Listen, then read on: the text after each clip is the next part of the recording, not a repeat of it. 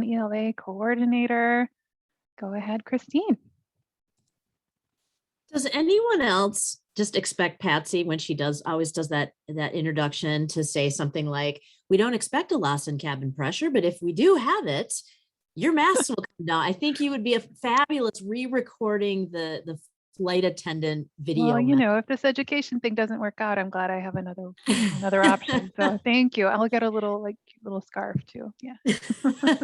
Thanks for being here, everyone. Yeah, welcome everybody to CCRS 2021, Time to Refresh. You, of course, are joining the CCRS lead team today, and we get more excited about the CCRS than I think is probably, you know, healthy, but we're super excited to have you here today, and we've got a lot to share and get everybody kind of refreshed and back on track. So just to remind you who's here, hi, I'm Christine. And I'm the Atlas ELA and Literacy Coordinator, and I'm going to let everyone introduce themselves. Hello, I am Lindsay Poost, and I am the Atlas Numeracy and Special Projects Coordinator. Yay, Lindsay. Go ahead, Astrid. Good afternoon, everybody. I'm Astrid Leiden, and I'm the Professional Development Specialist with the Minnesota Department of Education. And I'm Patsy, and I'll be with you on your flight today, apparently. Thank you, everyone. This is a wonderful team to work with. So let's take a look at our objectives for today. We're going to do a little activity at the beginning to reflect on where you are or where you feel you are currently with your CCRS work. We're going to briefly review the math and the ELA key instructional shifts and math practices. We're going to have a choice of breakouts, one ELA and one math. You get to choose your own adventure.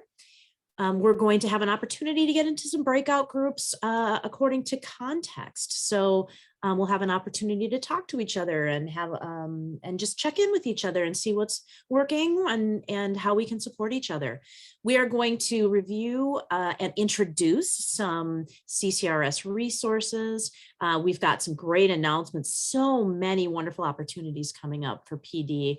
And then we're going to talk about an opportunity where your program can connect with a coach to do some more individualized support for CCRS implementation for your program. So a lot of really great things today. So again, our agenda is our introduction. We're going to do some updates. Astrid's going to talk a little bit about where we've been and how far we've come. And things we've learned, those are what the breakouts are based on. And then breakouts by context, we've got a little bit of update on CCRS and English learners based on some training that some of us did this summer. And again, the resources and coaching opportunities. So introduction. There's a link that's going in the chat box. Mentimeter, I don't know when this changed, but for those of you who've used it, we're used to typing in a code, but now there's just a full link. And if you click on that link, it will take you right to the screen where you can just type your answer. And so what we want you to do is look at the slide I'm going to show. There are 9 pictures. Type in the number of the picture that reflects where you are or where you feel you are with the CCRS right now, October, fall of 2021. So click on the link in the chat box and then go ahead. It works really well if you do it on your phone, then you don't have to change from your Zoom screen.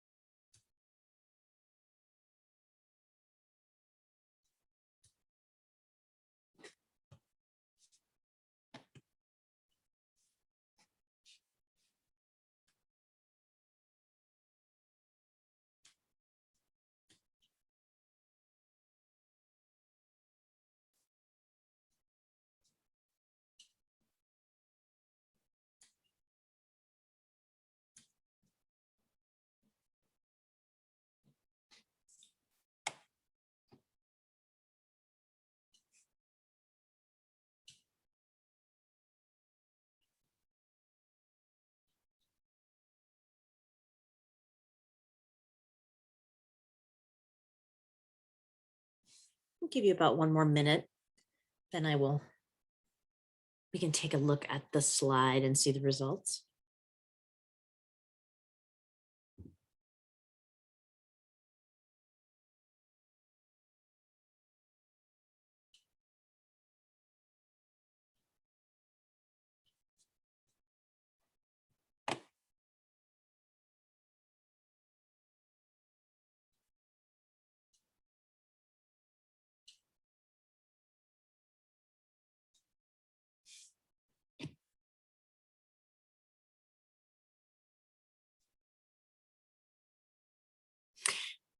I'm going to jump here and see where we are at.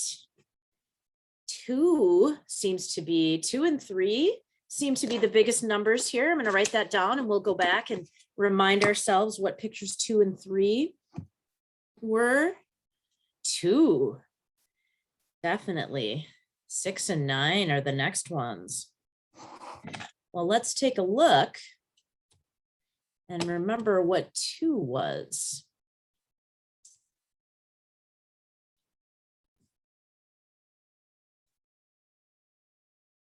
Oh, good. I love that.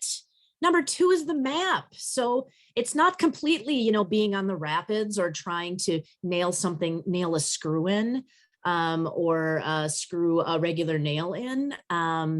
It's not chilling out. Number 4. I noticed nobody picked that one. But we have 2 and 3. So yes, there's a little bit of the nailing. 6, like open road. 9, still growing. 8, kind of taking stock, maybe being at the top and taking stock of where you are. That's wonderful. So thank you. I had a lot of fun, more fun. Usually I'm not into things like this, but I actually had a lot of fun finding these pictures. And I think Patsy's wearing off on me a little bit. So thank you for doing that activity. So let's get into some updates first. And Astrid's going to come on and talk to us a little bit. We've done some stuff. So Astrid, if you'd like to come on and talk. Yes, we have done some stuff. We thought it might be helpful before we dig into our review of the shifts, just to look back a little bit on our CCRS journey here in Minnesota. Those of you who have been in the field for a while, maybe remember back to 2014 when this journey started, when we first started to pull out those copies of the blue book, and maybe what you felt at that time. Maybe you felt really overwhelmed looking through the blue book and wondering, how am I going to teach all of this? Or maybe you felt relieved. Finally, we have a roadmap to what we should be teaching in ABE. So when we look back, those first couple of years were a lot of learning for all of us. So back in 2014, we had a leadership team from Minnesota attend a series of national trainings focused on the college and career readiness standards for adult education. And we went through a train the trainer event. And there were some exciting moments and there were tears, and it was hard. And we spent the next couple of years as a team and with other leaders in the state digging in to think about what that training meant for us here in Minnesota, and to take what we had learned at the national level and transform it into something that would be useful here in Minnesota. So maybe some of you were involved in those initial pilot trainings with the adult diploma programs. That's when we launched our CCRS Foundations workshops. And so maybe some of you went to the CCRS by Fire Hose back at Summer Institute when we tried to cram all of the standards into a 6-hour training and launched our online course. And then back in 2016, we launched our first CCRS implementation cohort. And that was the first time we were able to really take some time to dig into the standards over the course of a full year and support programs in learning more about aligning their instruction and their resources and their programming to the standards. And we've continued to offer those cohorts on a regular basis since then. The next phase of our CCRS work started in 2018 when we really tried to ramp up the supports, the homegrown supports to programs and teachers. So our CCRS resource library was launched on the Atlas library, on the Atlas website. We had CCRS support webinars and videos, started developing our CCRS teacher workouts and the development of the PLC. And back in 2020, we had our CCRS Leadership Summit, which was an opportunity for folks in leadership positions around the state to come together and learn about resources and strategies for supporting CCRS work at their local programs. So over time, we've moved from national level training really to very tailored training that's grown out of all of the amazing work that's been happening in Minnesota programs.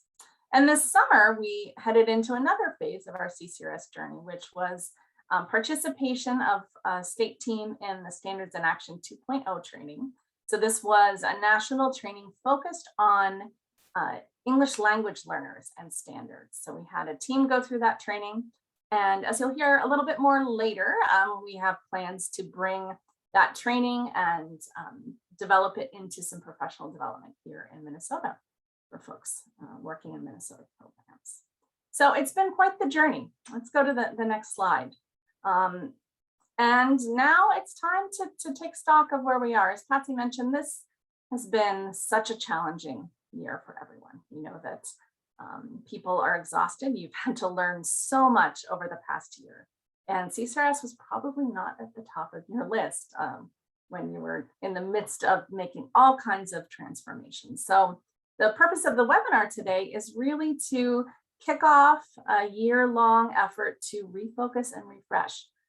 So we want to give you the opportunity to think again about what the shifts mean and what they look like in instruction and in your programming, to remember some of those great practices that you were doing prior to the pandemic that were working with your students, and think about what those might look like in your new instructional context.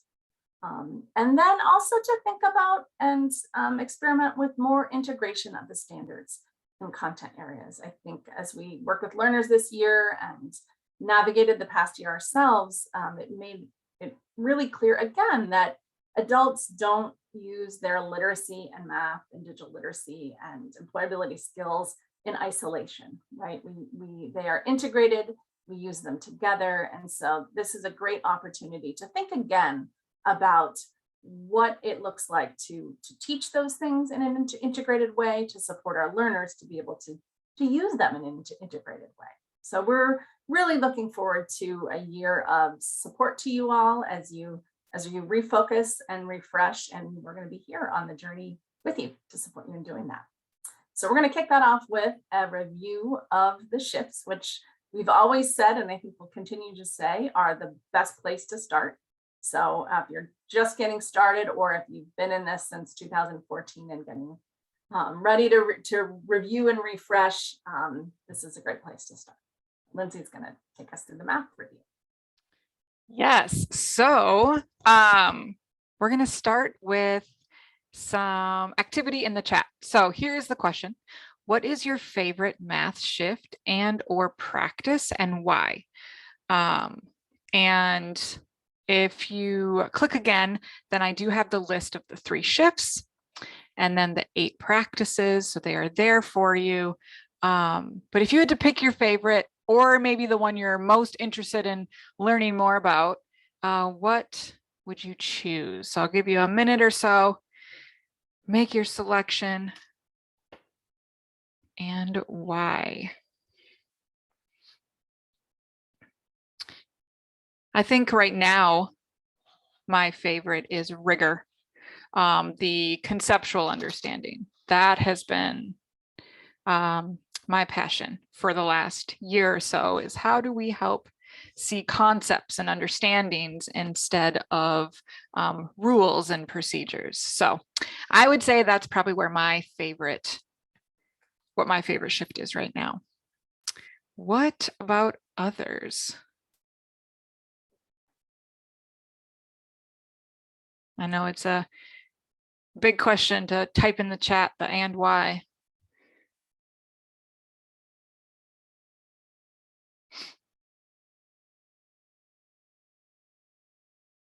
I think making sense of problems too. I probably, if I were to pick a practice, making sense of problems, I think, is also a passion of mine, like how to help students make their thinking visible, which can help them make sense of things and help them develop a solution pathway. So yeah, thinking about what does that look like? How do we open up math problems? And that's what we're going to actually talk about in our breakout room for math, is like, how are we asking questions? How are we helping students engage with math so that we are kind of opening it up? Astrid, yes. And Christine, yes, I agree. It is fun when we see people get excited about math. It's super fun. Julie, rigor in practice number 4. Yes. Love helping learners see math in other ways than just numbers. That is very true, right? Math is, the universe is based on math. Like, it's not something that someone just made up in a closed closet somewhere. It makes sense, right? Dan, make sense of problems and persevere in solving them. There's a lot of language to interpret in math problems. Yes, definitely. Rigor, reasoning abstractly and quantitatively, coherence, rigor, using appropriate tools strategically. Yes. Okay, Dev Ed students struggling learning how to use the TI-84. Okay, that, yeah, I mean, and once we know how to use appropriate tools, it can definitely make things easier. You're right. Strong foundation. That's what focus brings. Conceptual understanding, survival. I like survival too. Awesome. Well, we'll keep, you can keep your answers coming, but if we go on to the next slide, I am, again, just going to do a quick review. So this is not new information. Again, this is just refreshing our knowledge and having them, giving us a space to really talk about them intentionally. So with the practices, there are 8 practices, which are for students, what we want students to be able to do. And then there are 3 shifts, which is more on the teacher end, and then the lens that we use as we teach. So for the standards of math practice, we saw them on the screen already, but I have them in a little bit different language here. So Christine, you can just kind of click through. They'll show up one at a time, but they're in more student-friendly language. Like, what are students able to do? We want students to be able to make sense of problems and persevere in solving them and know how to check and be precise with their answers.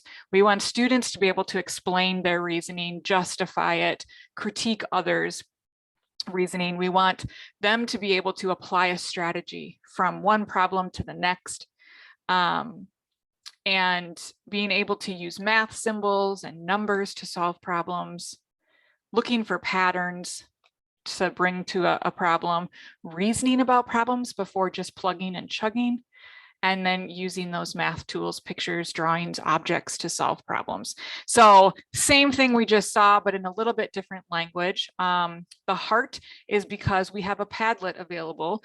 At the end of the session, we're going to put the link in, and then you will get all resources from today. And if there's a heart, then it means that something about that slide is on the Padlet. So I have these written out in student-friendly language. So I think the main thing we want to tell students then, and make sure we keep messaging, is like, that is what makes a good math student, right? Those standards of mathematical practice. It's not someone who regurgitates information incredibly quickly and never makes mistakes. So there's that student side. What do we want students to be able to demonstrate? And are we giving students practice with being able to demonstrate those 8 practices? Then on the teacher side, how we are, times sure have changed. Yes. I am so glad, but yeah, that's not how most of us were taught, right? It was always like first person to raise their hand, then they got the praise, and yeah, creates anxiety, and complexes. So as we are planning our instruction, we want to keep 3 things in mind. We want to focus our instruction. We want to go deeper and not wider. And this has been an area of growth for me. How do I choose what to focus on when so much is important? But if I if I do try to focus on everything, I'm really focusing on nothing. Like I'm really teaching nothing because students don't have time to master.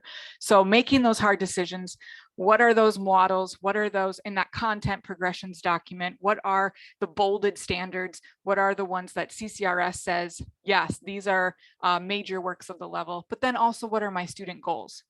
So thinking about who are my students? What are they working towards? That can help us make decisions on what to teach. I also want to think about rigor. Am I giving students a chance to develop procedural skill and fluency? Conceptual understanding, giving ways to apply math to real life. Like Julie said, like it's not just numbers, but we can see math in real life and in different representations.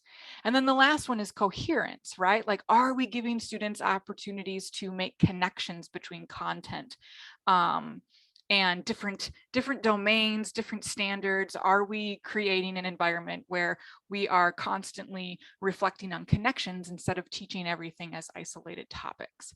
So this is kind of how we can plan our instruction. And then we want to give students the opportunity to demonstrate those 8 practices. So that's just a little bit of a review of the math shifts and practices. And in our breakout, we are going to talk about, we're actually going to play with math mostly, but it's going to be all in like, what are some ways we can present math problems so that it's engaging and then it reflects these shifts and practices. So that's my pitch. I hope people come to math. Anyways, I'll be done. That's a great pitch. I mean, I would buy it. I would buy your product. I do buy your product. Patsy said model is her favorite CCRS acronym. I guess that might be mine too. It's just fun to say model that. And I don't know why we don't have anywhere, Patsy, the great quote from Lindsay, we don't just want our students to plug and chug. I think that's definitely one we have to add to our books. Thank you so much, Lindsay. And so now in the chat box, what is your favorite ELA shift and why? And this may have changed from when you first started doing the CCRS and you really gravitated to one shift. And now you have moved into some of the other shifts. But what is one that you enjoy working with, or you tend to maybe start with and start planning around?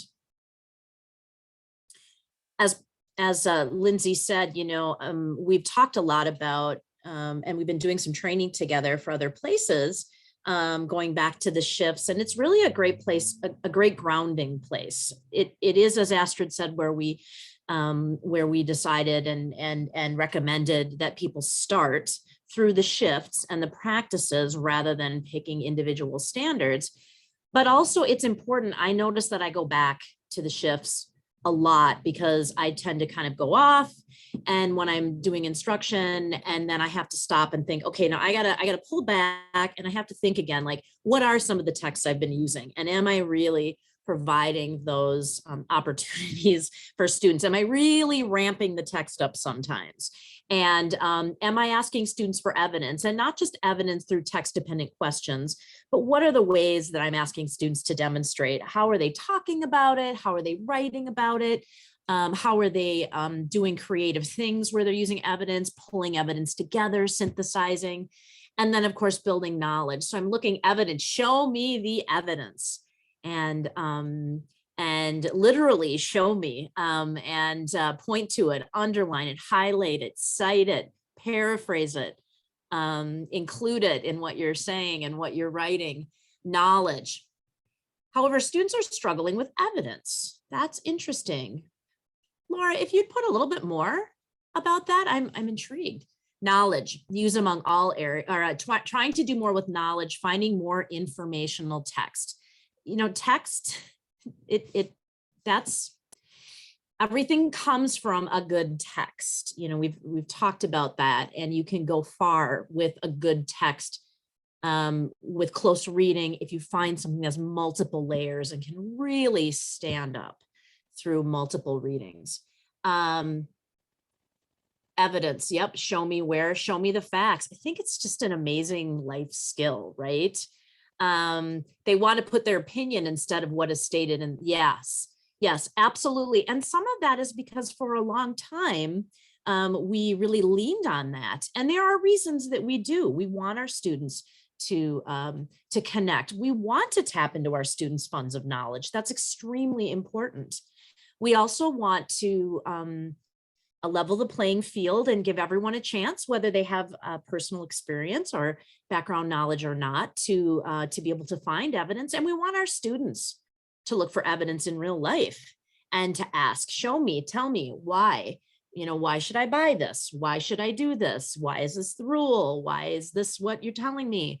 It's a great life skill. Complexity, choosing texts, complex text with content worth reading. And I find that I've gone back to my own love of reading through the standards, because I was reading through a teacher's eye and always through skimming and scanning and how can my students use this? But going back and really reading texts now and reading them and going back to the things that I enjoy about text, or the things that I find interesting or complex with text. So I've gone back to being more of a reader than just always reading as a reader and not just reading as a teacher. We have to do both. The shifts, of course, complexity, practicing with complex text, and academic language. Academic language is such a big piece of the complexity shift, and really digging in and having students unpack academic language, academic vocabulary, and working in multiple ways with it. It's wonderful if there's rich academic vocabulary in a text. We got to get students in there working with it. Evidence, reading, writing, and speaking, all different kinds of activities. I mainly used to do text-dependent questions, but now, I throw up like a formative assessment STEM. And, at the end of a lesson where I want students to employ some piece of evidence from something that we've done, and knowledge, building knowledge, really going as at the bottom here, do like the math folks do. Go a mile deep with text. So many different activities. This summer during the standards and action training, we had a low level ESL text that was just several sentences. And I think we just absolutely knocked it out of the ballpark when we worked with our coaches. They could not believe how many different ELA activities that the group came up with that we could do with one very short text. And I was very proud of our group. Close reading Anchor 1. It's still a big part of the standards. And this is, one way to really build knowledge from close reading, working in the shifts, choosing a text and thinking about key understandings. What do you want students to take away? What is an essential question that you can create around that? And then doing a text complexity analysis, if this is going to be a close reading, and really digging in and looking to see, what are you going to need to address in instruction? And what are things your students already know that will maybe make the features less complex? Don't forget to identify the academic vocabulary. We're going to talk more about vocabulary in the ELA breakout. Use sentence stems and frames. Not only text-dependent questions, but oral prompts, writing prompts, small group prompts, just interesting opportunities for students to do some provisional writing, just some low stakes writing where they get to write about what they're seeing or hearing or reading in text, and focusing on what the text says, how it works, and what it means. And then sequencing texts, sequencing questions and tasks. The more times a student works with a text, the more confident they're going to be with the text, and they're going to be able to do higher levels of thinking with that text, as opposed to using a text one time and doing one task, which may be appropriate for that particular purpose.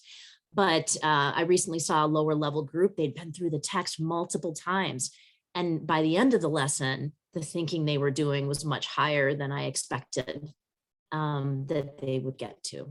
So go a mile deep. When students engage with complex text and they extract and employ evidence, they gain knowledge, they enlarge their experience and broaden their views. So I think of it in terms of they're climbing the ladder of complex text, employing evidence, and at the top, they are actually reaching the third shift, and that is gaining of knowledge, deepening of knowledge. All right. ELA and math breakouts, things we've learned along the way. Patsy, who's going to be putting us into those breakouts? Marisa, is that going to be you? Yeah, Yes. Marisa will help us with that. All right, I think we're just going to go right in once Marisa gives us any instruction. You will be able to choose either ELA or math. Since probably not everyone has the most recent Zoom client downloaded, if for some reason you can't find how to join, don't worry. Patsy and I will help you to get to the right place. So I will go ahead and open up these rooms. We'll have a 2-minute warning at the end. That does not mean that you have to be done at that point. It's just a warning that you've got 2 minutes left until the 40-minute breakout room is done. So I will open up these rooms. Look for something in your toolbar that says breakout rooms, and you'll be able to choose either math or ELA. And again, if you don't see that, if it's not working, just let us know where you want to be and we'll get you there.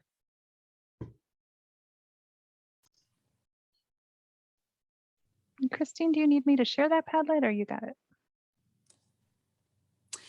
I can go ahead and share it. Okay. I think we're sharing it a little bit later, actually. Okay, I didn't want to jump the gun.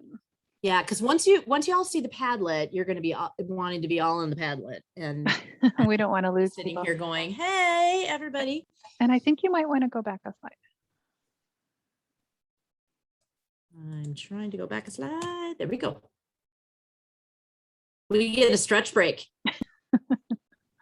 5 minutes. Go All right. get a cup of coffee, pet your dog, hug your child, yell at your child. I don't know. And we'll see you back in a few minutes. Thank you. Back.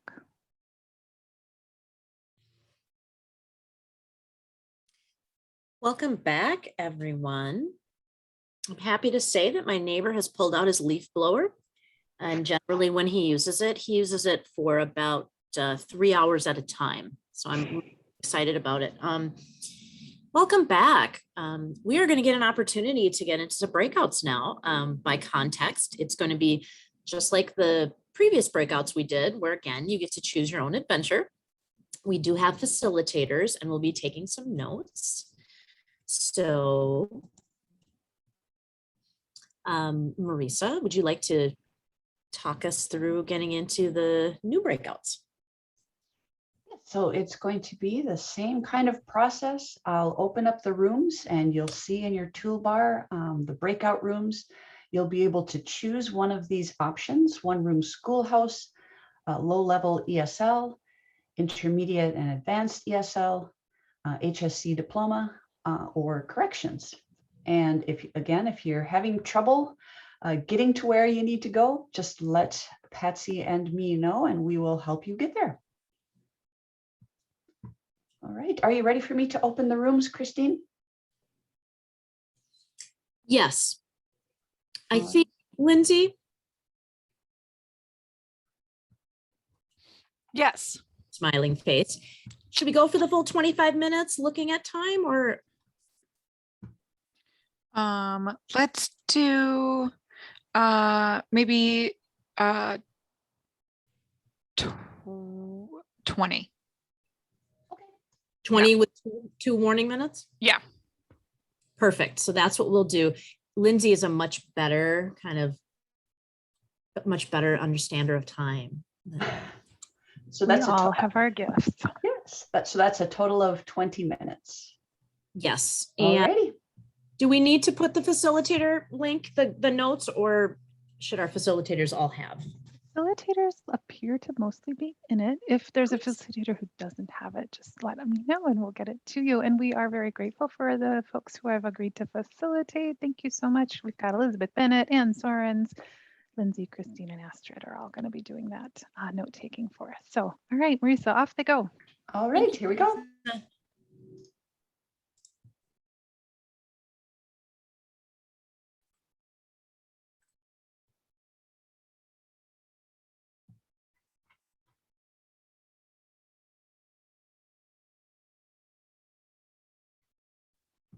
I'm going to pause the recording, Marisa. Okay, thank you. Just as a reminder, the notes, it was one note-taking document, so that is on the Padlet that we'll be sharing, so everybody can look in and see what other groups we're talking about for challenges and successes. I thought we had a really great conversation. Great, glad to hear it. Thank you, everyone. Well, we wanted to give you a brief update on some things happening with CCRS and English learners. As Astrid mentioned earlier in the webinar, we did take part in a Standards in Action national initiative around English learners in the CCRS this summer. And the goal of that project, OCTE is the National Federal Office for Adult Education. Their goal for the project is to enhance our ability to design instruction for English learners that addresses two critical needs, language and content, whether it's language for English or language support for English language arts or language support for math, language support, of course, for other academic subjects as well. And then in Minnesota ABE, we're taking that a step further and really want to assist teachers at all levels in implementing the CCRS standards for English learners and meeting those language demands of standards aligned lessons and units. It's one thing to develop a unit, another to provide the language support that we know our English learners need. So, and then also to develop some leadership around this topic. So you will get to see some presentations throughout the year stemming from this project, people who are able to go through the process with us and then are now able to turn around and tell you what they learned. So a couple things to know on the next slide. One of the things we really were kind of grappling with as a team as we were thinking about the CCRS and English learners in particular is what is it exactly that we're trying to solve? And you can see some things on the slide here, really trying to move away from instructional silos. It's easy to get kind of stuck in, well, I teach ESL. Nope, I'm a reading teacher. I really only do math, right? And we know that that's not the case for most people. However, we really want to push the integration piece and in particular as language, of course, crosses all of those subject areas.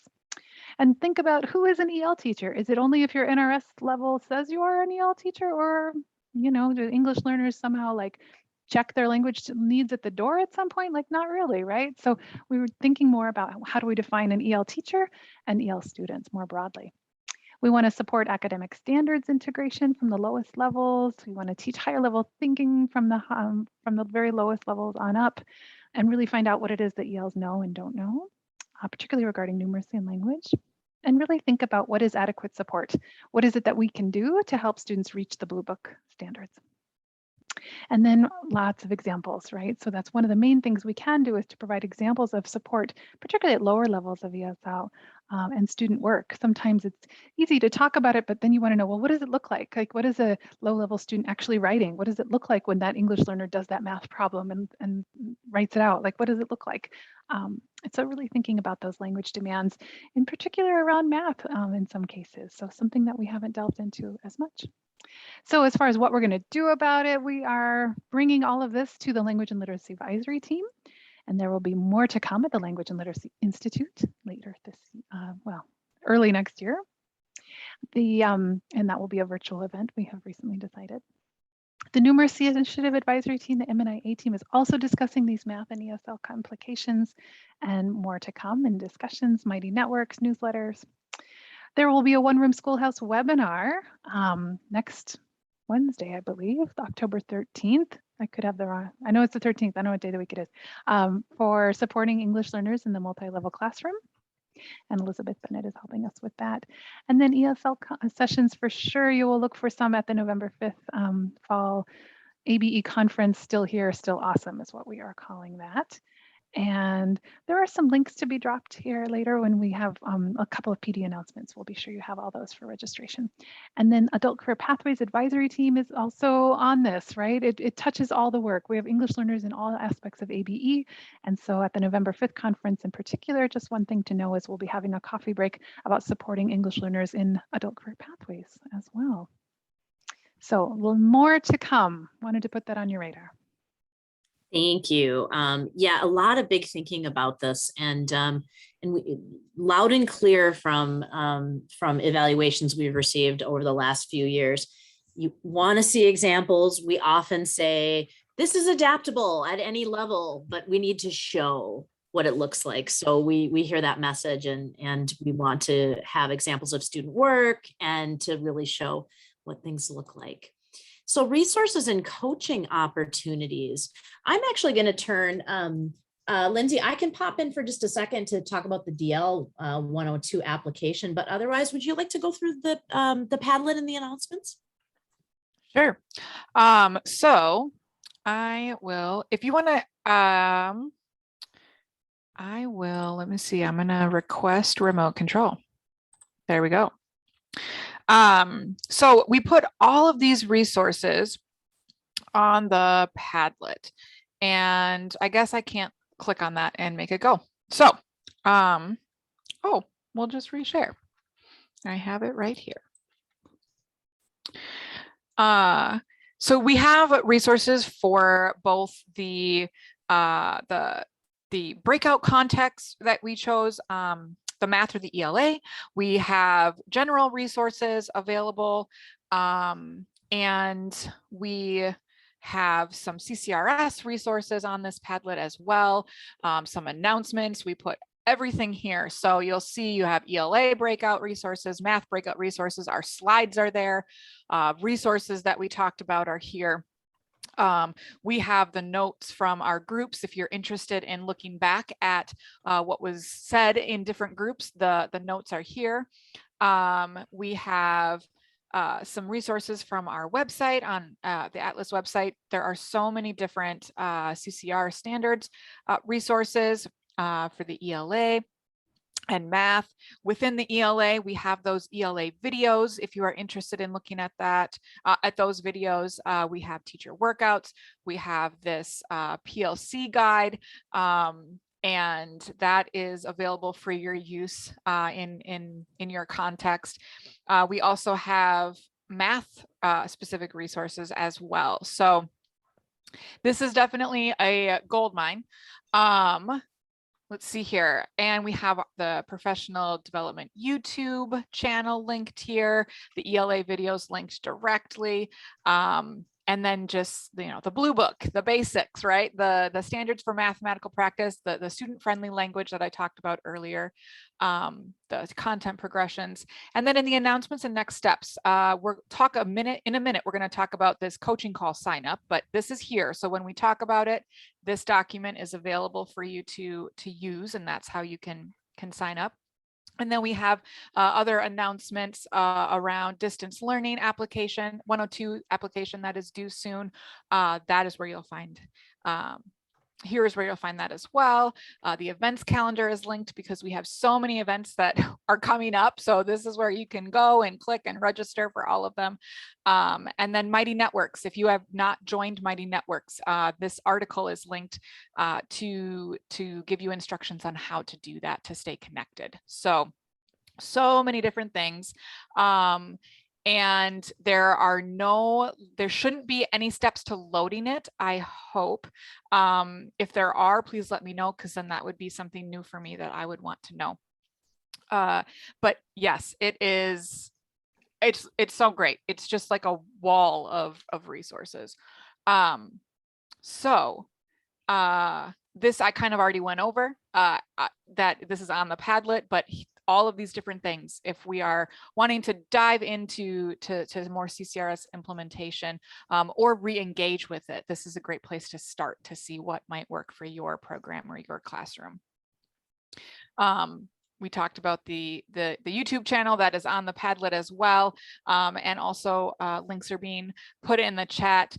But this screen, or this slide, you can't like not show this slide. This is a great slide. And then Christine, you want to share about this? Yeah, I can talk about this for just a second, and Astrid may have something about it. When I really started digging into this is really cool. The DL 102 application, they're due on Friday. And what this cohort is going to do is, a big part of it is participants are going to be able to bring like a case study from their own program about online or instructional issues. And then the group is going to be supporting each other and offering advice and problem solving through these case studies. And I just think that's just a really great way of coming together and working on issues around this topic. I don't know, Astrid is saying it is a great PD opportunity.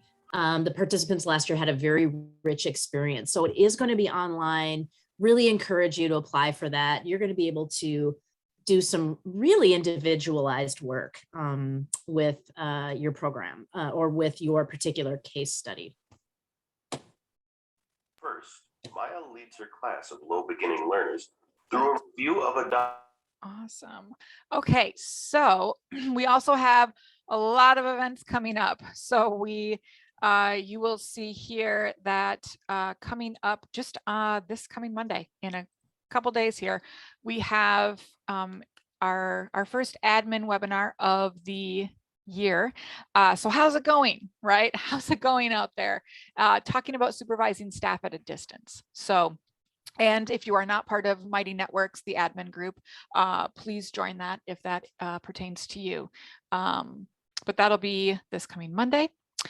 We also have then on Wednesday, One Room Schoolhouse webinar supporting ELLs in the multi-level class. This is what Patsy was referencing earlier as well. We have the fall ABE conference coming up, right? Still here, still awesome. You can register. It is open for registration November 5th. It'll be an all-day event of amazing content. And then, of course, another reminder to join Mighty Networks. We are moving away from Schoology, and so that is the place to be and stay connected. A few more things. There's a lot happening. You can put these dates on your radar. They will be up on the Atlas events calendar soon for you to be able to register or make note of, but November 16th is the first one. We will be talking about ACEs and TIFF with CCRS. And so that one we're excited about, and bringing back ACEs to the forefront yet again, right? Like we're always doing ACEs work all the time, but really explicitly calling it out. December 9th, inquiry-based instruction for both math and ELA. And January 18th, we'll talk about some math language routines. So that is something that came out of the Standards in Action 2.0 training from this past summer that was talked about.